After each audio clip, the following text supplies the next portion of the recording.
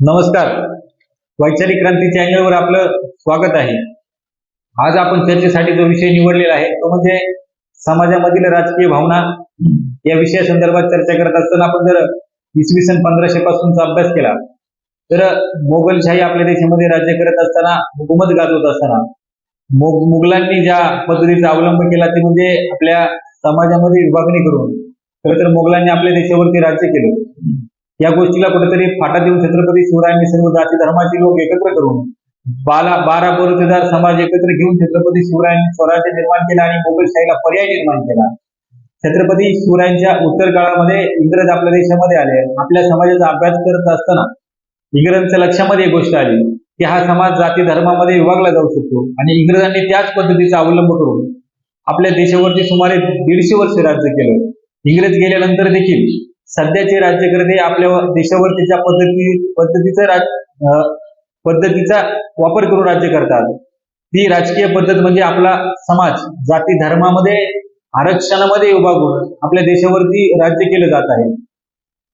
अलीकडच्या काळामध्ये प्रचंड प्रगती आपल्या देशाने साधलेली आहे, परंतु राजकीय पद्धत आपला समाज विभागून आपल्यावरती जे राज्य केलं जाते की गेले 500 वर्षापासून ती मुघलांनी आपल्या देशावरती राज्य करण्यासाठी ती पद्धत अवलंबली होती. इंग्रजांनी आपल्या देशावरती राज्य करण्यासाठी जी पद्धत अवलंबली होती त्याच पद्धतीचा अवलंब करून आज देखील आपल्या देशावरती राज्य केलं जात आहे. लोकशाही प्रधान राज्यघटना आपल्या देशामध्ये अस्तित्वात आहे आणि संसदीय लोकशाही पद्धत आपल्या देशामध्ये अस्तित्वात असताना ही संसदीय लोकशाही हे संविधान आपल्या देशाला देण्यासाठी ज्या डॉक्टर बाबासाहेब आंबेडकरांनी हे संविधान आपल्या देशाला अर्पण केलं, त्या बाबासाहेब आंबेडकरांना या संसदेचं सदस्यत्व मिळवण्यासाठी देखील निवडणूक लढवावी लागली होती. खर तर अलीकडच्या काळामध्ये आपण राजकारणाकडे ज्या दृष्टीने पाहतो त्या दृष्टीला एक अंजन घालणारे हे उदाहरण डॉक्टर बाबासाहेब आंबेडकरांचं मी आपल्यासमोर मांडतोय. डॉक्टर बाबासाहेब आंबेडकरांना प्रथम संसदेचं सदस्यत्व मिळवण्यासाठी निवडणूक लढवावी लागली आणि त्यानंतर ते मसुदा समिती सदस्य आणि अध्यक्ष झाले आणि आपल्या देशाला लोकशाही प्रधान संविधान डॉक्टर बाबासाहेब आंबेडकरांनी अर्पण केलं.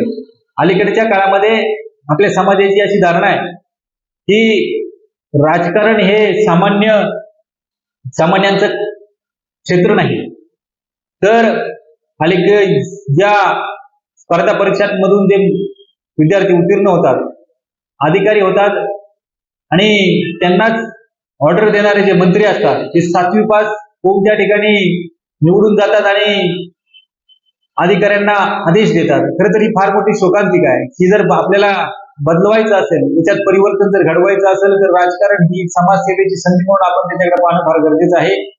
येत्या काळामध्ये जर 100 स्पर्धा परीक्षांसाठी जागा असतील तर जवळ 10 लाख फॉर्म त्या ठिकाणी स्पर्धा परीक्षांसाठी भरले जातात. परंतु जर विधान परिषद, विधानसभेची जर जागा असेल, लोकसभेची जागा असेल तर एका जागेसाठी 3 ते 4 फॉर्म येतात. ही खऱ्या अर्थानं फार मोठी शोकांतिका आहे.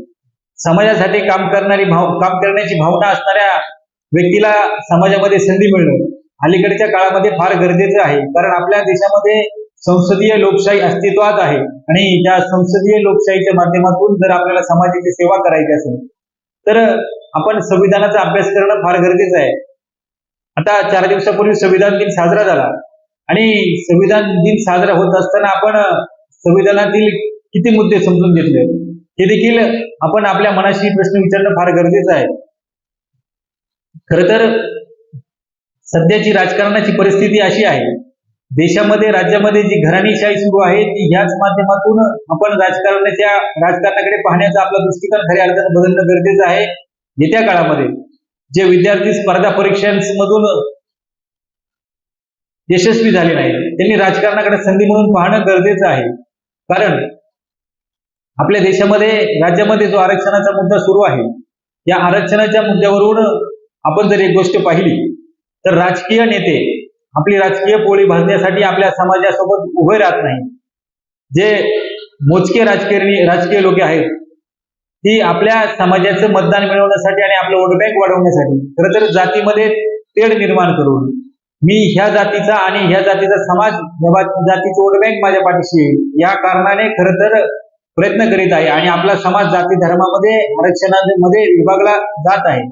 या गोष्टीचा विचार करून आपला देश जर अखंड हिंदुस्थान राहावा असं हिंदू धर्मातील सर्व युवकांना आणि नागरिकांना जर वाटत असेल तर आपण राजकारणामध्ये येणं खऱ्या अर्थानं फार गरजेचं आहे.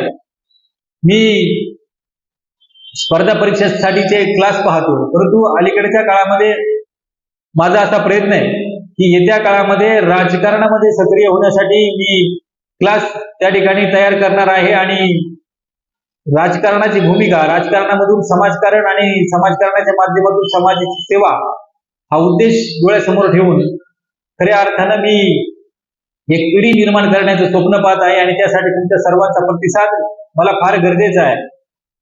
ज्या देशामध्ये आपण राहतो, वावरतो, जी संतांची, छत्रपती शिवरायांची, थोर क्रांतिकारकांची भूमी आहे, त्या भूमीमध्ये आपण असं निर्जीव होऊन जर राजकारण गडगंज पैशावाल्या लोकांचं आहे असं जर म्हणलो तर ही चुकीची ठरेल. येत्या काळामध्ये आपण प्रत्येकाने राजकारणामध्ये सहभागी होऊन देशामध्ये परिवर्तन घडवण्याच्या हेतूने प्रयत्न करणं गरजेचं आहे. धन्यवाद.